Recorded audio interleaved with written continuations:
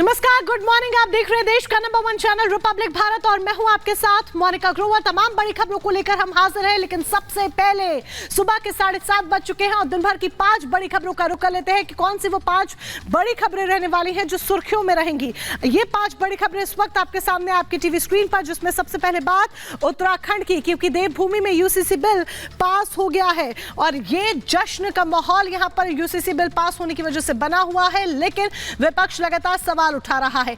NDA की बात भी करेंगे क्योंकि चंद्रबाबू नायडू को लेकर अटकलें तेज हो रही हैं कि क्या वो फिर एनडीए में शामिल हो सकते हैं।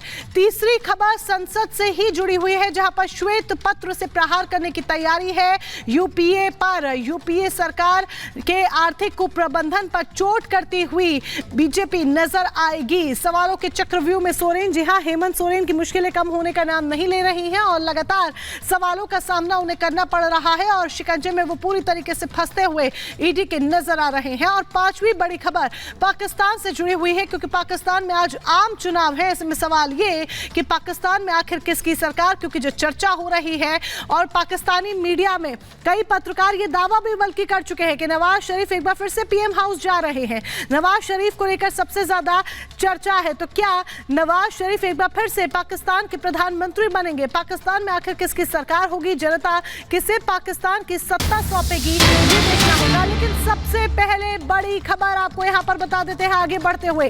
कांग्रेस को हर मोर्चे पर घेरने की तैयारी, आज संसद में श्वेत पत्र से प्रहार की तैयारी है। यूपीए सरकार के आर्थिक कुप्रबंधन पर चोट करती हुई बीजेपी नजर आएगी। लोकसभा चुनाव से पहले कांग्रेस को पूरी तरीके से घेरने की तैयारी यहां पर की जा रही है और इसके लिए श्वेत पत्र का हथकंडा भी अपनाया जा रहा है।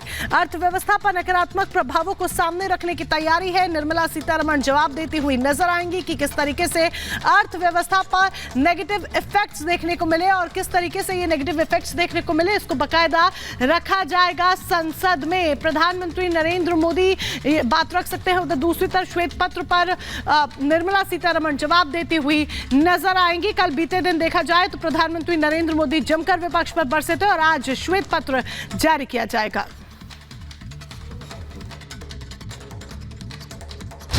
मोदी सरकार लोकसभा चुनाव से पहले कांग्रेस को हर मोर्चे पर घेरने की तैयारी में है। इसी कड़ी में आज एक बार फिर श्वेत पत्र के जरिए बीजेपी यूपीए सरकार के दौरान हुए कामकाज पर प्रहार करेगी। कांग्रेस के नेतृत्व में रही यूपीए सरकार के 10 सालों के आर्थिक कुप्रबंधन को लेकर मोदी सरकार आज संसद में श्वेत पत्र लाएगी। श्वेत पत्र में भारत की आर्थिक दुर्गति और अर्थव्यवस्था पर पड़े नकारात्मक प्रभावों को भी विस्तार से रखा जाएगा। इससे पहले पीएम मोदी ने भी संसद में कांग्रेस की नीतियों पर जमकर प्रहार किया था। जिस कांग्रेस के अपने नेता की कोई गारंटी नहीं है, अपनी नीति की कोई गारंटी नहीं है, वो मोदी की गारंटी पर सवाल उठा रहे हैं।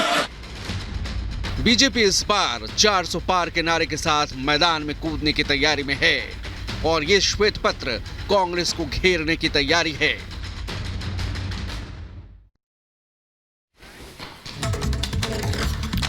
और चलिए इसके साथ आगे बढ़ते हैं। बिहार के मुख्यमंत्री नीतीश कुमार इन दिनों दिल्ली के दौरे पर है, जहां पर आज भी दिल्ली के दौरे पर रहने वाले हैं। बीते दिन जिस तरीके से उन्होंने प्रधानमंत्री नरेंद्र मोदी से मुलाकात की, अमित शाह से मुलाकात की, जेपी नड्डा से मुलाकात की, उसके बाद आज वो पूर्व उप प्रधानमंत्री लाल कृष्ण आडवाणी से मुलाकात कर सकते हैं। एक रिपोर्ट देखिए।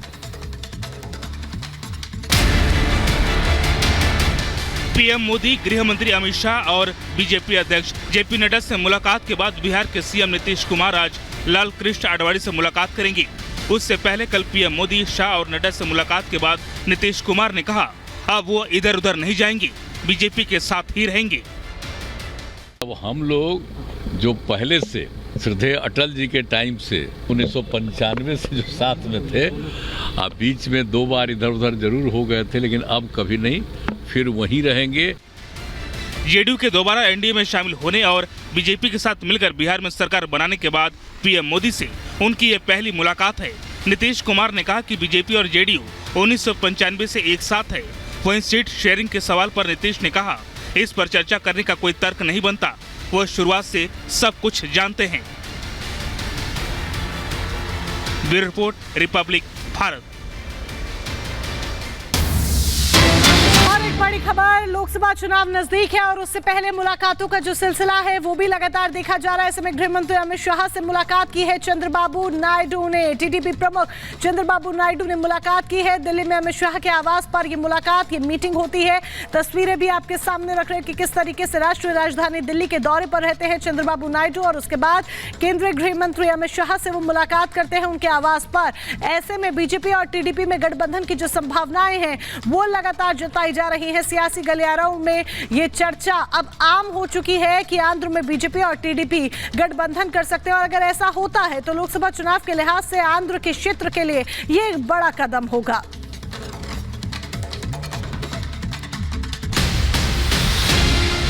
लोकसभा चुनाव से पहले इंडी गठबंधन को एक और बड़ा झटका लग सकता है।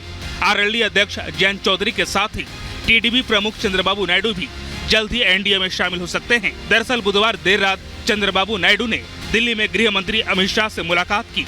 इस मुलाकात को बीजेपी और टीडीपी के बीच गठबंधन के रूप में देखा जा रहा है।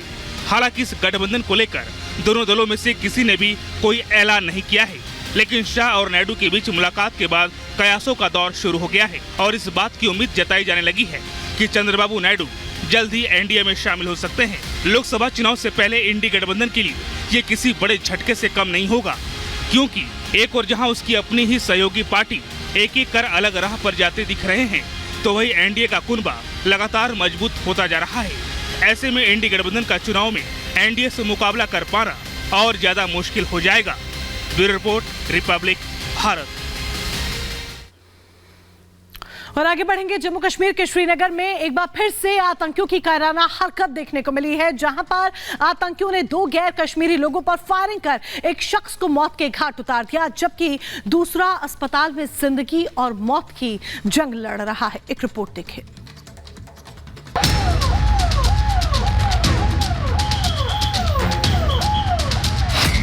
कश्मीर में कार आतंकियों ने एक बार फिर टारगेट किलिंग को अंजाम दिया है, जब श्रीनगर के शहीद गुंज इलाका गोलियों की तड़तड़ाहट से गूंज उठा। आतंकियों ने गैर कश्मीरी लोगों को निशाना बनाते हुए फायरिंग की। गोलीबारी में अमृतसर के अमृतपाल की गोली लगने से मौत हो गई, जबकि दूसरा शख्स गंभीर रूप से घायल हो गया। 7 बजे का समय था जब यहाँ पर कुछ आतंकियों ने 2 नॉन लोकल्स को यहाँ पे अपना टारगेट बनाया, जिसमें से 2 लोकल्स जो हैं घायल हो गए, जिसमें से एक नॉन लोकल को यहाँ से नियर बाय हॉस्पिटल पहुँचाया गया जहाँ उसकी मौत हुई। और जो दूसरा सिविलियन है उसको भी यहाँ से शिफ्ट किया गया था। आतंकियों के काराना हमले के बाद सेना फौरन एक्शन में आई। सुरक्षा बलों ने घेराबंदी करके पूरे इलाके को सील कर दिया और आतंकियों की तलाश में जुट गई।